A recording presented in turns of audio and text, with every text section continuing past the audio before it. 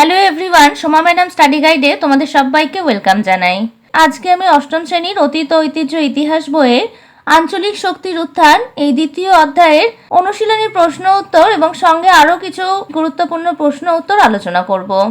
আমি এই অধ্যায়টা ভালোভাবে বুঝিয়ে দিয়েছি। তোমরা যারা ভিডিওটা এখনো দেখোনি, আমি ডেসক্রিপশন বক্সে লিঙ্কটা শেয়ার করে দেবো, তোমরা দেখে নেবে। আজকে আমি তোমাদের পরীক্ষায় কি ধরনের প্রশ্ন আসে এবং প্রতিটা প্রশ্নের মান কত থাকে সেই ধরনের কিছু প্রশ্ন আমি আলোচনা করব। ভিডিওটা স্কিপ না করে শেষ পর্যন্ত দেখতে থাকো, না হলে গুরুত্বপূর্ণ প্রশ্নের উত্তরগুলো মিস করে যাবে। এই ধরনের প্রশ্নগুলো কিন্তু তোমাদের পরীক্ষায় আসে। সাজেশন হিসেবে কিছু গুরুত্বপূর্ণ প্রশ্ন উত্তর আজকে আমি আলোচনা করে দেবো। তাহলে চলো দেরি না করে শুরু করা যাক। এখানে দেখো, ভেবে দেখো, খুঁজে দেখো, এই অধ্যায়ে কিছু গুরুত্বপূর্ণ প্রশ্ন আছে। আমি এই প্রশ্নের উত্তরগুলো আগেও আলোচনা করে দিয়েছি। আমি ডেসক্রিপশন বক্সে লিঙ্কটা শেয়ার করে দেবো, অথবা তোমরা প্লেলিস্ট থেকেও দেখে নিতে পারো। আজকে আমি কিছু গুরুত্বপূর্ণ সংক্ষিপ্ত প্রশ্ন উত্তরের সাথে এই অনুশীলনের কিছু প্রশ্ন আমি আলোচনা করে দেবো। তাহলে চলো শুরু করা যাক। দেখো, সঠিক উত্তরটি নির্বাচন করো। এই ধরনের প্রশ্নের মান কিন্তু 1 নম্বর করে থাকে। এই সঠিক উত্তরটি নির্বাচন করো, এর মধ্যে যে প্রশ্নগুলো খুব গুরুত্বপূর্ণ সেগুলো আমি আলোচনা করে দেব। দেখো, 1 নম্বর, সত্যবিলোপ নীতি প্রবর্তন করেছিলেন lord Cornwallis, lord Dalhousie, Robert Clive, lord Verelst. সঠিক উত্তরটা হবে লর্ড ডালহৌসি। এরপর দেখো, 76-এর মন্বন্তর হয়েছিল 1176 বঙ্গাব্দে, 1276 বঙ্গাব্দে, 1376 বঙ্গাব্দে, 1476 বঙ্গাব্দে। সঠিক উত্তরটা হবে 1176 বঙ্গাব্দে। এরপর 3 নম্বর দেখো, পলাশির যুদ্ধ হয়েছিল 1757 খ্রিস্টাব্দের 20 জুন, 1757 খ্রিস্টাব্দের 21 জুন, 1757 খ্রিস্টাব্দের 22 জুন, 1757 খ্রিস্টাব্দের 23 জুন। সঠিক উত্তরটা হবে 1757 খ্রিস্টাব্দের 23 জুন। এরপরে প্রশ্ন দেখো, কত খ্রিস্টাব্দে সলবাইয়ের সন্ধি হয়? 1756 খ্রিস্টাব্দে, 1764 খ্রিস্টাব্দে, 1782 খ্রিস্টাব্দে, 1799 খ্রিস্টাব্দে। সঠিক উত্তরটা হবে 1782 খ্রিস্টাব্দে। এর পরের প্রশ্নে চলে আসো, কোন মুঘল সম্রাট সাদাত খানকে বুরহান উল মুলক উপাধি দেন? কি কি অপশন আছে দেখো, ঔরঙ্গজেব, ফারুক শিয়ার, মোহাম্মদ শাহ, দ্বিতীয় বাহাদুর শাহ। সঠিক উত্তরটা হবে মোহাম্মদ শাহ। এরপর 6 নম্বর দেখো, বেসিনের সন্ধির মাধ্যমে অধীনতামূলক মিত্রতা নীতিতে স্বাক্ষর করেন প্রথম বাজিরাও, দ্বিতীয় বাজিরাও, রঘুনাথ রাও, নারায়ণ রাও। সঠিক উত্তরটা হবে দ্বিতীয় বাজিরাও। তাহলে আজকে আমি সঠিক উত্তরটি নির্বাচন করো, এই প্রশ্নগুলো কিন্তু খুব ইম্পর্টেন্ট প্রশ্ন, এগুলো আমি আলোচনা করে দিলাম। এর পরের প্রশ্নে চলে আসো, 2 নম্বরে কি আছে দেখো, শূন্যস্থান পূরণ করো। এই প্রশ্নগুলো কিন্তু অনুশীলনের প্রশ্ন আমি আলোচনা করে দিয়েছি। দেখো, এখানে আছে ঠিক শব্দটি বেছে নিয়ে শূন্যস্থান পূরণ করো। এখানে যে প্রশ্নগুলো আছে এগুলো আমি কিন্তু আলোচনা করে দিচ্ছি। 1 নম্বর দেখো, ঔরঙ্গজেবের শাসনকালে মুর্শিদ কুলি খান ছিলেন বাংলার দেওয়ান, ফৌজদার, নবাব। সঠিক উত্তরটা হবে দেওয়ান। শূন্যস্থানে তোমরা লিখবে দেওয়ান। 2 নম্বর দেখো, আহমেদ শাহ আবদালি ছিলেন মারাঠা, আফগান, পারসিক। তাহলে সঠিক উত্তরটা হবে আফগান। শূন্যস্থানে লিখবে আফগান। 2 নম্বর দেখো, আলীনগরের সন্ধি হয়েছিল মির্জাফর ও ব্রিটিশ কোম্পানির মধ্যে, সিরাজ ও ব্রিটিশ কোম্পানির মধ্যে, মীর কাসিম ও ব্রিটিশ কোম্পানির মধ্যে। সঠিক উত্তরটি হবে সিরাজ ও ব্রিটিশ কোম্পানির মধ্যে। এর পরের প্রশ্ন দেখো, ব্রিটিশ কোম্পানিকে বাংলা, বিহার ও উড়িষ্যার দেওয়ানির অধিকার দেন সম্রাট দ্বিতীয় শাহ আলম, সম্রাট ফারুক শিয়ার, সম্রাট ঔরঙ্গজেব। সঠিক উত্তরটি হবে সম্রাট দ্বিতীয় শাহ আলম। স্বেচ্ছায় অধীনতামূলক মিত্রতা নীতি মেনে নিয়েছিলেন টিপু সুলতান, সাদাত খান, নিজাম। সঠিক উত্তরটা হবে নিজাম। তাহলে শূন্যস্থান পূরণগুলো তোমাদের অনুশীলনের প্রশ্ন, এগুলোই আমি শূন্যস্থান হিসেবে আলোচনা করে দিলাম। এই প্রশ্নের মান কিন্তু 1 নম্বর করে থাকবে। এরপর চলে আসো 3 নম্বর প্রশ্নে, নিচের প্রশ্নগুলির উত্তর লেখো একটি বাক্যের মধ্যে। প্রশ্নের মান কিন্তু 1 নম্বর করে থাকবে। এই প্রশ্নগুলো কিন্তু খুব গুরুত্বপূর্ণ প্রশ্ন। এই ধরনের প্রশ্নই কিন্তু তোমাদের পরীক্ষায় আসে। 1 নম্বর দেখো, কত খ্রিস্টাব্দে মুঘল সম্রাট ঔরঙ্গজেব মারা যান? উত্তরটা হবে 1707 খ্রিস্টাব্দে। 2 নম্বর দেখো, উমিচাঁদ কে ছিলেন? উত্তরটা হবে হিন্দু ব্যবসায়ী। 3 নম্বর দেখো, কত খ্রিস্টাব্দে মুর্শিদ কুলি খান মারা যান? উত্তরটা হবে 1727 খ্রিস্টাব্দে। 4 নম্বর দেখো, বর্গীরা কার আমলে বাংলা আক্রমণ করেছিল? উত্তরটা হবে আলীবর্দী খানের। পরের প্রশ্ন দেখো, কে সম্রাট ফারুক শিয়ারের থেকে নিজাম উল মুলক উপাধি পান? উত্তরটা হবে মীর কামার উদ্দিন খান সিদ্দিকী। পরের প্রশ্ন দেখো, বক্সি কথার অর্থ কি? উত্তরটা হবে সেনাপতি।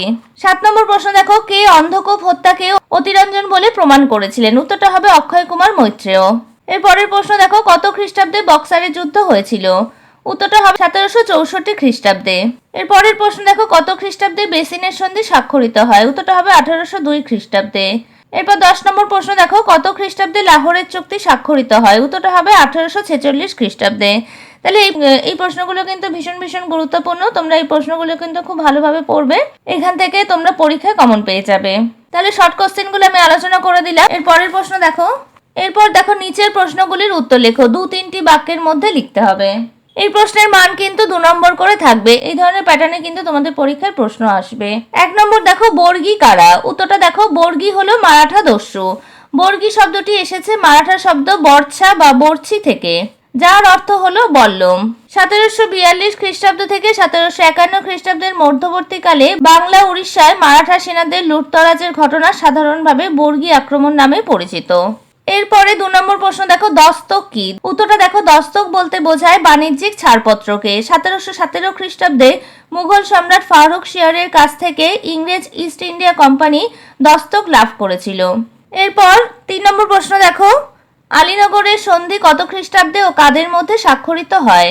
উত্তরটা দেখো, 1757 খ্রিস্টাব্দের 9 ফেব্রুয়ারি বাংলার নবাব সিরাজউদ্দৌলা ও ব্রিটিশ ইস্ট ইন্ডিয়া কোম্পানির মধ্যে আলীনগরের সন্ধি হয়। এরপরের প্রশ্ন দেখো, 76-এর মন্বন্তর বলতে কি বোঝায়? উত্তরটা দেখো, বাংলার 1176 সালে বাংলাদেশে যে মর্মান্তিক মন্বন্তর ঘটেছিল তা ইতিহাসে 76-এর মন্বন্তর নামে পরিচিত। 5 নম্বর দেখো, রেসিডেন্ট কাদের বলা হতো? উত্তরটা দেখো, ব্রিটিশ ইস্ট ইন্ডিয়া কোম্পানি তাদের পরোক্ষ শাসনাধীন রাজ্যে যে প্রতিনিধি রাখতো তাকে রেসিডেন্ট বলা হতো। তাহলে এখানে 2 মার্কসের প্রশ্নগুলো আমি আলোচনা করে দিলাম। এর পরের প্রশ্ন দেখো, অতি সংক্ষেপে উত্তর দাও। এই প্রশ্নের মান কিন্তু 3 নম্বর করে থাকবে। এখানে দেখো, অতি সংক্ষেপে উত্তর দাও, তোমাদের যে এই অনুশীলনের প্রশ্নগুলো আছে এই প্রশ্নগুলো আমি আলোচনা করে দিচ্ছি। 1 নম্বর দেখো, ফারুক শিয়ারের ফরমানের গুরুত্ব কি ছিল? উত্তরটা দেখো, 1717 খ্রিস্টাব্দে মুঘল সম্রাট ফারুক শিয়ার ব্রিটিশ ইস্ট ইন্ডিয়া কোম্পানির জন্য যে আদেশ বা ফরমান জারি করেছিলেন সেটি ভারতের ইতিহাসে খুব গুরুত্বপূর্ণ ছিল। এরপর হেডিং করবে গুরুত্ব।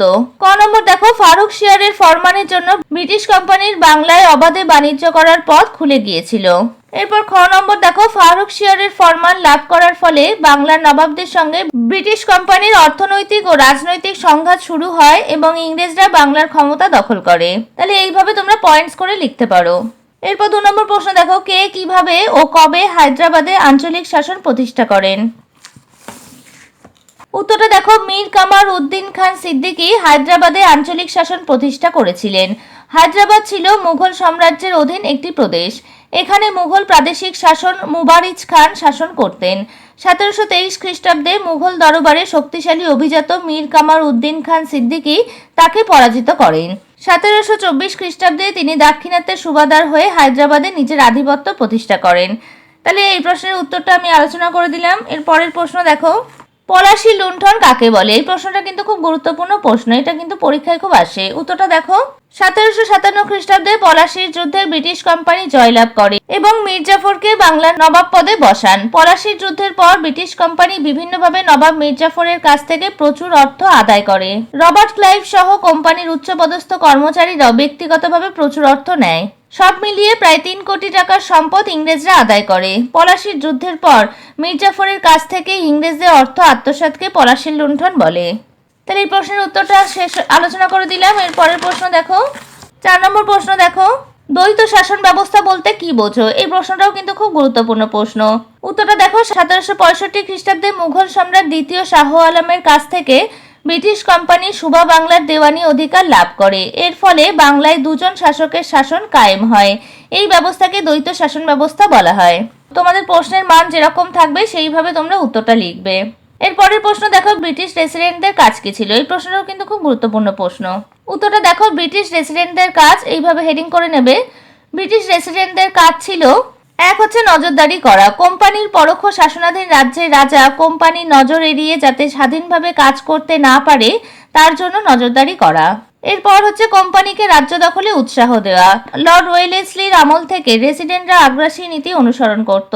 তারা কোম্পানিকে সরাসরি এলাকা দখলের জন্য উস্কানি দিত। তোমাদের অনুশীলনীতে কিন্তু এই 5টা প্রশ্নই আছে। আমি আরো একটা প্রশ্ন আলোচনা করে দিচ্ছি। অন্ধকূপ হত্যা বলতে কি বোঝায়? এই প্রশ্নটাও কিন্তু খুব গুরুত্বপূর্ণ প্রশ্ন। উত্তরটা দেখো, ইংরেজ কর্মচারী হলওয়েলের বিবরণ থেকে জানা যায় যে নবাবের ফোর্ট উইলিয়াম দখলের পর নবাব বাহিনীর হাতে কোম্পানির 146 জন কর্মচারী বন্দী হয়েছিল। ওই রাতে 18 ফুট লম্বা ও 14 ফুট 10 ইঞ্চি চওড়া একটি কক্ষে বন্দীদের রাখা হয়েছিল। পরদিন সকালের মধ্যে তাদের 123 জন মারা গিয়েছিল। এই ঘটনা অন্ধকূপ হত্যা নামে পরিচিত। তাহলে অতি সংক্ষিপ্ত প্রশ্নের উত্তরগুলো আমি আলোচনা করে দিলাম। এরপর দেখো টিকা লেখো। টিকা আসলে কিন্তু 3 মার্কস অথবা 4 মার্কস হিসাবে আসে, যেরকম মার্কস দেয়া থাকবে সেইভাবে তোমাদের লিখতে হবে। দেখো টিকা কি আছে, অধীনতামূলক মিত্রতা নীতি। এই প্রশ্নটা কিন্তু টিকা হিসাবে খুব আসে, এটা কিন্তু খুব গুরুত্বপূর্ণ একটা প্রশ্ন। উত্তরটা দেখো, বাংলার গভর্নর জেনারেল লর্ড ওয়েলেসলি 1798 খ্রিস্টাব্দে অধীনতামূলক মিত্রতা নীতি প্রবর্তন করেন। ভারতে ব্রিটিশ সাম্রাজ্যের বিস্তার ঘটানোর লক্ষ্যে তিনি এই নীতির শর্ত মেনে নেওয়ার জন্য দেশীয় রাজাদের উপর চাপ সৃষ্টি করেছিলেন। এরপর হচ্ছে শর্তাবলী। অধীনতামূলক মিত্রতা নীতি গ্রহণকারী রাজ্যকে অভ্যন্তরীণ বিপদ ও বৈদেশিক আক্রমণ থেকে ইস্ট ইন্ডিয়া কোম্পানি রক্ষা করবে। তাহলে এইভাবে 1-2 করে তোমরা পয়েন্টস করে লিখবে। 2 নম্বর দেখো, ইংরেজ সেনাবাহিনীর ব্যয়ভার মিত্রতা নীতি গ্রহণকারী রাজ্যকেই বহন করতে হবে। 3 হচ্ছে, ক্ষুদ্র রাজ্যগুলিকে সেনাবাহিনীর ব্যয়ের জন্য জমির পরিবর্তে কোম্পানিকে নগদ অর্থ দিতে হবে। 4 হচ্ছে, মিত্রতায় আবদ্ধ রাজ্যগুলি কোম্পানির অনুমতি ব্যতীত কোনো ইউরোপীয়কে সেনাবাহিনীতে নিয়োগ করতে পারবে না। তাহলে এখানে আমি 4টে পয়েন্টস আলোচনা করে দিলাম, এইভাবে তোমরা লিখবে। অধীনতামূলক মিত্রতা নীতির ফলে ভারতে ইংরেজ কোম্পানির শক্তি ও সম্পদ বৃদ্ধি পায়। লাস্টে তোমরা উপসংহার হিসেবে বা কনক্লুশন হিসেবে একটা লাইন লিখে দেবে। আজকে আমি তোমাদের পরীক্ষার প্রশ্ন উত্তর কি ধরনের আসবে সেইভাবে আমি আলোচনা করে দিলাম। আর অনুশীলনের রচনাধর্মী প্রশ্ন উত্তর বা নিজের ভাষায় লেখো যে প্রশ্নগুলো আছে, সেই প্রশ্নের উত্তরগুলো কিন্তু আমি আলোচনা করে দিয়েছি। ডেসক্রিপশন বক্সে লিঙ্কটা শেয়ার করে দেবো, সেখান থেকেও দেখে নিতে পারো অথবা প্লেলিস্ট থেকেও দেখে নিতে পারো। আজকে আমি এখানেই শেষ করছি। আমার পড়ানো তোমাদের কেমন লাগলো আমাকে কমেন্টস করে জানাবে। আর পড়ার ব্যাপারে যদি কোনো প্রশ্ন থাকে তাহলে আমাকে কমেন্টস করে জানাতে পারো। ভিডিওটা ভালো লাগলে একটা লাইক করবে আর বন্ধুদের সাথে অবশ্যই শেয়ার করে নেবে। আর আমার চ্যানেলে এখনো যারা নতুন, চ্যানেলটা সাবস্ক্রাইব করোনি তারা চ্যানেলটিকে সাবস্ক্রাইব করে নেবে আর পাশে থাকা বেল আইকনটা অবশ্যই প্রেস করে নেবে, যাতে আমি চ্যানেলে নতুন ভিডিও আপলোড করার সাথে সাথে নোটিফিকেশন সবার আগে তোমাদের কাছে পৌঁছে যায়। আজকে আমি এখানেই শেষ করছি, পরে দেখা হবে নতুন আরো একটা ভিডিওতে।